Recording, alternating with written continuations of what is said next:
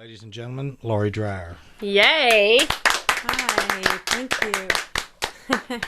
I tell you, I have waited for this day for a long time. It's been a long time. I was just talking to her because the last time we saw Lori was down at the Deep Ellum Arts Festival. But boy, she's been on our radar a lot longer than that.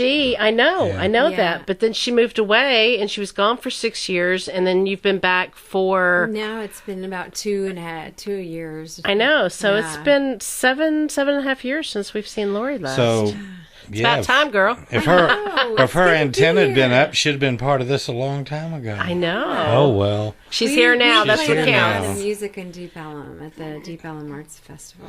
Lori, tell everybody that's listening what you want to about you growing up. Tell them about where you were born and raised and kind of give everybody a little synopsis on what got you to that guitar.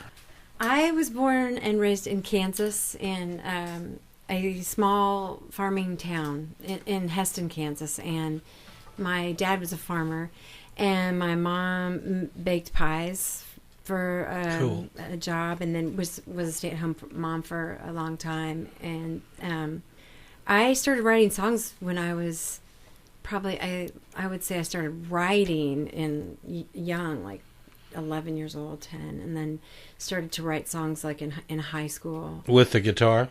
Piano first. Piano originally. Yeah, Okay. and then in college I got my first guitar and started to play, and my background, I have a faith background, so a lot of my influence in my learning back then was I was learning to play praise songs and just played them in my living room. And growing up there, you said you went to college, and where did you go to college? Yeah, I went to K-State, Kansas State University in Manhattan, and graduated from there. And then, but I've been doing music that whole time. I had an opportunity to have a music scholarship there, and I passed it up because I never wanted to be too theorized, but now I wish I had it. Like, I wish I'd have done it because it would have helped my songwriting so much. But at the time, I was just not. You can still learn that theory. Yeah, absolutely. But so I went on and went to college there, and then graduated, and my first gig was on the road right after college. And I don't really want to talk about that. Were you singing more covers or more original? We were doing cover tunes in that band. Okay. And who were you covering? Who's on your radar? So that was weird. It's, like I said, I don't really want to talk about it. That bad, huh? No, it was called the Spurlows. Okay. And we were doing a lot of cover tunes. I would call them show tunes.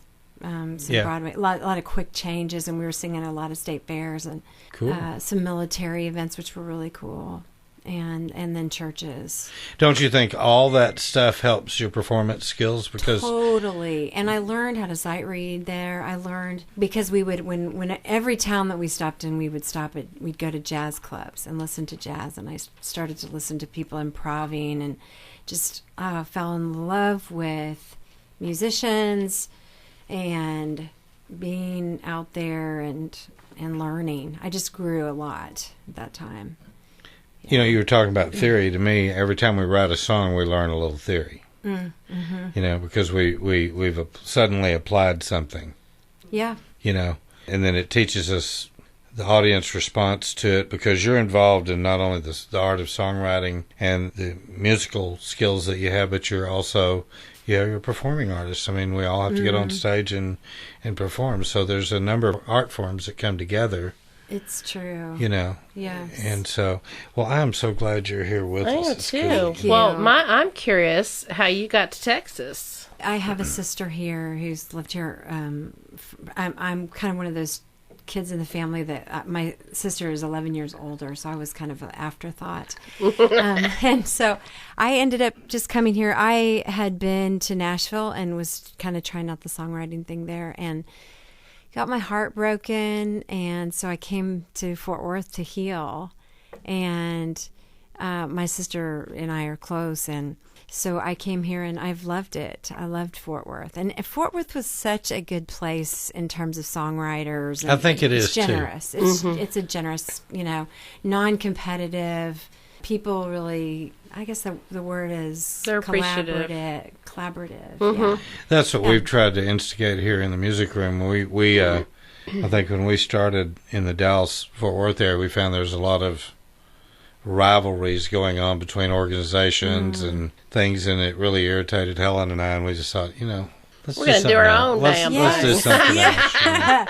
Yeah, and I love what you've got going on out here.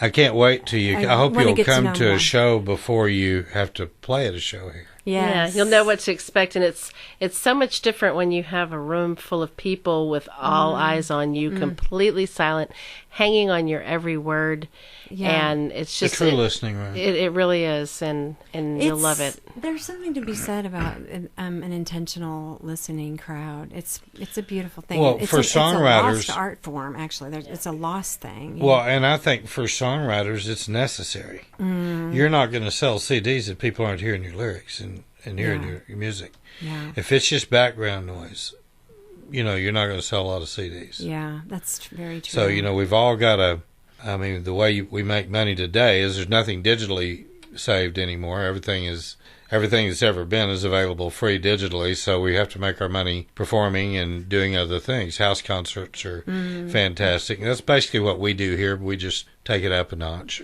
Just, try to... Yeah. So, are you doing this full time? No, I have my day job at the Star Telegram. I do still. too. The I want to Starbergram? quit. I want to quit my job, and not really. Star Telegram, if you're listening, I don't really want to quit, because I love what I'm doing. But Right. if I could garden, paint pictures, and play my music, then that would be the best thing. Well, when you hit 65, well, probably you would be 67, I'm thinking. Yeah, we have to maybe. wait a couple years. I know. We can do that. Is that what you want to do too? Yeah, something different, something that, I don't have to punch a time clock and, Yes. be under somebody's thumb. Hopefully I'll be able to retire and have enough money to do it, Mm-hmm. So let's talk about your songwriting influences, people that you, that make you want to go write. Definitely Joni Mitchell is one. I knew that the first time I ever heard you. So, Yeah. I would say Patty Griffin. And someone told me early on in my music career, actually it was a publisher at the Star Telegram, he turned me on to Patty Griffin's Living with Ghosts, and he told me, do not study Patty Griffin, though. Study who influenced her, so I've listened to a lot of Mavis Staples, and I don't know who else, So, but those, and then Amy Grant. Because I grew up with writer, a faith, too, yeah, and Keith Green, and so I've kind of got a weird mixture. Right now, I'm digging Brandi Carlile like crazy, and retro or new things from her. I don't know. I just got introduced to her, so I don't know if what I'm listening to is old or new, but I'm really digging it. She's a pretty Cool. good songwriter. Yeah. When you play around the Dallas-Fort Worth area, what places are you playing now? Just getting back back into it, and I'm playing at Fixture and Sweet Springs Winery, some winery gigs, and You will find house that concerts. you Yeah. will find that the jobs are out there are very competitive for those jobs now, because there's a lot of people out there seeking them. It does. It seems like. You got to carve your place out. You'll do it easy. Yeah, it's funny. When I left Fort Worth, I was really playing a lot, and now coming back as in my midlife, it's very different. And I have a different desire too, to do more intentional listening crowds. And so I've done a few house concerts, which is really satisfying. No, that's the best. The best. Yeah. So that's what I hope to do.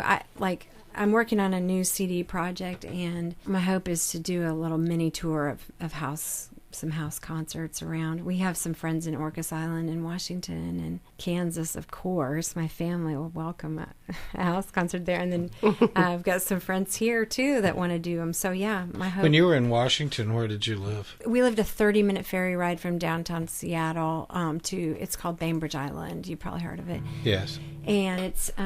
so we were there for 6 years. What do you want to do with your music in the next 2 to 3 years? Well, I feel like my whole thing nowadays is that to inspire people. I hope that I can invite younger artists to join me, or to encourage them and inspire. And I would just like to do, like I said, do the house concert thing and keep producing songs, doing some CD projects. And I'm a painter too, so I really feel a struggle sometimes between which to give my focus and attention to. Mm-hmm. I guess it's whatever mood strikes you at the time. It is. It really, I kind of stay open to where I'm feeling the energy at the moment. Where that spirit leads you, huh? Yeah. Now, is your sister, is she artistic musically? Yeah, all my sisters are.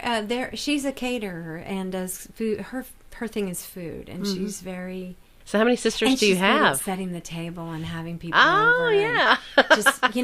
just honoring people in that way. Yeah.